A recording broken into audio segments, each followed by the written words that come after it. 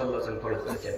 ও হুজুর সাহেব, বক্তা সাহেব, আপনি তো ফেসবুকে লাইভে এসে বলছেন যে টাকা দিয়ে ফিতরা করা যায়, খাদ্যশস্য দিয়েও ফিতরা আদায় করা যায়। আপনি এ কথা বললেন না কেন? খাদ্যশস্য দিয়ে ফিতরা আদায় করতে হবে, টাকা দিয়ে ফিতরা আদায় চলবে না। এ কথা বললেন না কেন? এ কথা বললেন না এ কারণে, আজকে যদি টাকা দিয়ে ফিতরা আদায় না যায় বলে দেন, তাহলে কালকে থেকে মাদ্রাসা জালসা সাথে কেউ থাকবে না। হ্যাঁ, কথা বুঝতে পারেননি? কথা বুঝতে পারেননি? আজকে যদি আপনার বক্তা সাহেব বলে যে টাকা দিয়ে ফিতরা আদায় করা না যায়, এই যে শামসিতে কত মাদ্রাসা আছে, হরিশ্চন্দ্রপুরে মাদ্রাসা, উত্তর দক্ষিণ দিনাজপুর কত মাদ্রাসা আছে, আল্লাহু আকবার, কত জালসাতে গেলাম।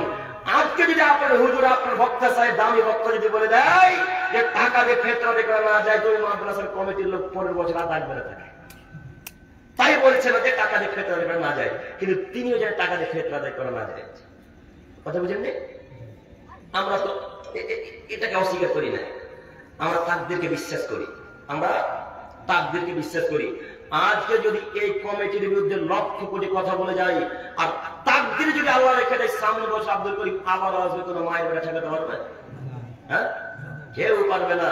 আমার কথা বক্তব্যের বিরুদ্ধে, কমিটির বিরুদ্ধে গেলেই কি আর না গেলে কি, জালসার কমিটির বিরুদ্ধে, কমিটির বিরুদ্ধে গেলেই কি আর না গেলে কি, মাদ্রাসার কমিটির বিরুদ্ধে কথা গেলেই কি আর না গেলে কি, আল্লাহ যদি ভাগ্যে লিখে থেকে আব্দুল করিম আবার সামনে বছর এখানে আসবে, কোন মায়ের বেটাকে ঠেকাতে পারবে না।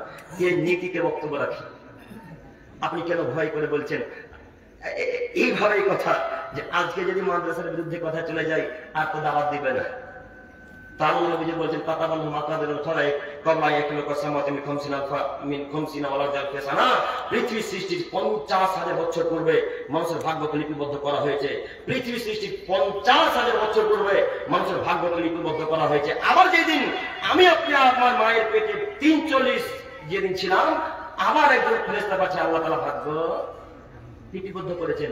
সেদিন যদি লেখা থাকে যে যেইভাবে বক্তব্য দেয়, আর ভাগ্যে যদি আল্লাহ লিখে দেয় আমার সামনে বসে বক্তা সাহেবেরা এখানে আসবে, কেউ বাধা দিতে পারবে না। এই হাদিসকে এবং আয়াতকে বিশ্বাস করে সমাজে চলাচল করে বক্তব্য রাখার চেষ্টা করি। আমি কোনোদিনও কোনো কমিটিকে ভয় করে বক্তব্য রেখেছি এটা আমার মনে পড়ে না। কোনোদিন কোনো কমিটির কথা শুনে আমি চুপ করে থেকে গেছি এটা আমার মনে পড়ে না। নদিয়া নাম শুনেছেন মনে হয়, শুনেননি? নদিয়া নাম শুনেছেন। নদিয়া বক্তব্য দিতে গিয়ে আগে বলছে আমরা দায়িত্বশীল। তার মানে বোঝাতে চাইছে আপনি একটু আমাদের বিরুদ্ধে কথা বলিয়েন না।